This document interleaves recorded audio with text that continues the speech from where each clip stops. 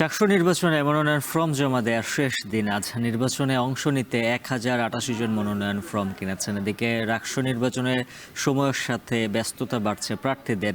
রাত দিন প্রচারণায় ক্যাম্পাসের বিভিন্ন স্থানে ঘুরে বেড়াচ্ছেন তারা। এ নিয়ে চট্টগ্রাম বিশ্ববিদ্যালয় থেকে জানাতে যুক্ত আছেন সহকর্মী শোয়েব রহমান। রাজশাহী বিশ্ববিদ্যালয়ের ক্যাম্পাস থেকে রাকিবুল হাসান।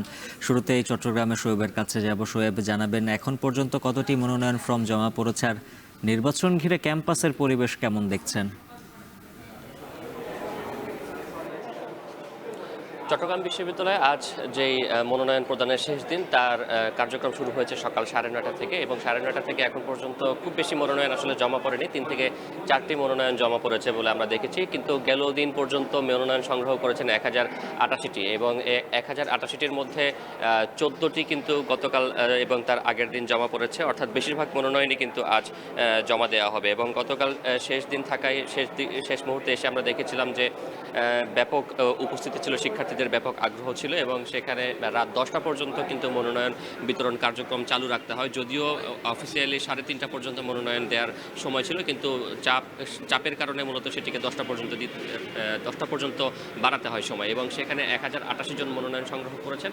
সেই 1088 জনের মধ্যে আমরা দেখেছি যে 488 জন হচ্ছেন কেন্দ্রীয় সংসদ থেকে মনোনয়ন সংগ্রহ করেছেন, এবং এর বাইরে 600 জন চট্টগ্রাম বিশ্ববিদ্যালয়ের যে হলগুলো রয়েছে, ছাত্রী হল এবং ছাত্র হল, সেই সকল ছাত্রী হল থেকে তারা মনোনয়ন সংগ্রহ করেছেন। এবং কেন্দ্রীয় সংসদে পদ সংখ্যা রয়েছে 28টি, এছাড়া প্রতিটি হলে 14টি করে পদ রয়েছে, এবং সেই পদগুলোতে মূলত শিক্ষার্থীরা মনোনয়ন সংগ্রহ করেছেন। এবং নির্বাচনকে ঘিরে একটি উৎসবের আবহ তৈরি হয়েছে চট্টগ্রাম বিশ্ববিদ্যালয় ক্যাম্পাসে। আজ দুপুর 12টায় ছাত্র শিবির তাদের পূর্ণাঙ্গ প্যানেল ঘোষণা করবে। এর বাইরে ছাত্র দল তারাও কিন্তু তাদের প্যানেল গঠনের কাজ করছে, এবং তারা এখন পর্যন্ত কিন্তু কোনো প্যানেল ঘোষণা করেনি, কিংবা ভিপি জিএস কে হবেন সেটিও কিন্তু তারা এখনও নির্ধারণ করেনি। গতকাল তারা মনোনয়ন সংগ্রহের কার্যক্রমটিকে উন্মুক্ত রেখেছিলেন, এবং আজ তারা মূলত তাদের কে কোন পদে মনোনয়ন দিচ্ছেন সেটি জানা যাবে। এবং এরপরে একটি গুঞ্জন চলছে ক্যাম্পাস জুড়ে যে ছাত্র শিবিরের বিপরীতে ছাত্রদল এবং অন্যান্য সমমনা কিংবা অন্যান্য যে সকল দল রয়েছে, সংগঠন রয়েছে, তাদের সঙ্গে একটি সম্মিলিত জোট করার একটি কথা শোনা যাচ্ছে।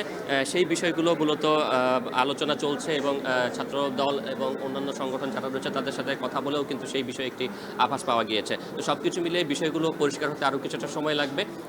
আর মনোনয়ন জমাদানের যেহেতু মাত্র 14 জন গতকাল জমা দিয়েছেন, সেই হিসেবে কিন্তু প্রায় 1070 জনেরও বেশি জন কিন্তু আজকে মনোনয়ন জমা দিবেন, অর্থাৎ কিছুক্ষণ পরে কিন্তু সেই ভিড়টি আরও বাড়তে পারে বলে আমরা ধারণা করছি।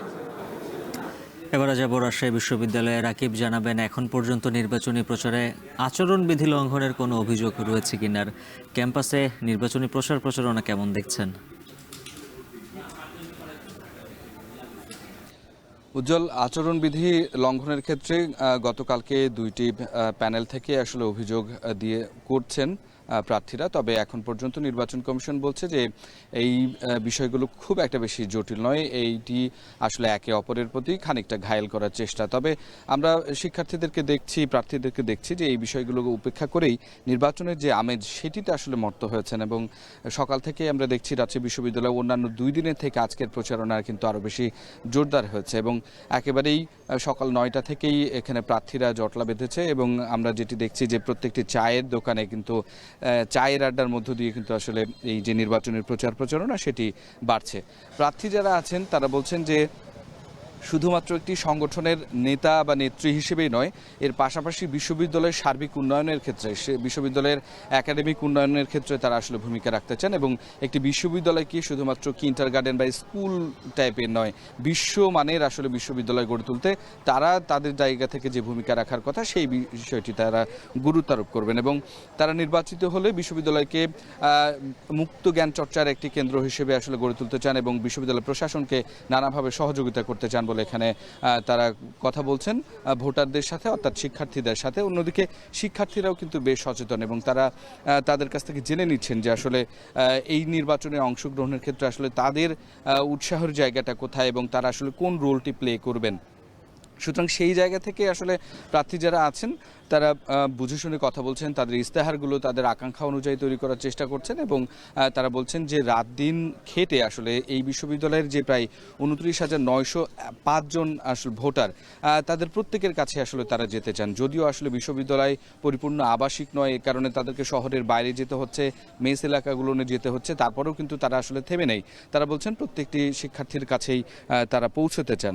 যেমনটা আসলে সকাল 10টা পর্যন্ত কিন্তু ক্লাস থাকে, যার কারণে বিশ্ববিদ্যালয়ের শিক্ষার্থীদের উপস্থিতি আসলে এই সময়টা একটু কম থাকে। এর পরবর্তী সময় যখন শিক্ষার্থীদের উপস্থিতিটা বাড়বে তখন যেন তারা তাদেরকে কথা বলতে পারেন, তাদের যে তথ্যগুলো, তাদের যে হচ্ছে আসলে এই ইস্তেহারগুলো সেগুলো তাদের কাছে পৌঁছে দিতে পারেন, সেই কাজটি আসলে তারা করছেন। এই কারণে একাডেমিক ভবনগুলোর সামনে এবং এই সমস্ত চায়ের আড্ডায় যেই সমস্ত জোনগুলোর শিক্ষার্থীরা বসে আড্ডা দেন বা ক্লাস শেষে আসেন, সেখানে কিন্তু আসলে তারা জমাট বাঁধছেন এবং এই কথাগুলো বলছেন সকল শিক্ষার্থী এবং ভোটারদেরকে। তো উজ্জ্বল, আমার মনে হয় সারাদিনব্যাপী আসলে এই যে প্রচারণা সেটা আরও বেশি গতি পাবে এবং পরবর্তী খবরগুলো আপনাদেরকে আমরা জানিয়ে দিতে পারবো। তো এই ছিল রাজশাহী বিশ্ববিদ্যালয় থেকে আমার কাছে সর্বশেষ। রাকসু ও চাকসু নির্বাচনের খবর জানাচ্ছিলেন সহকর্মীরা।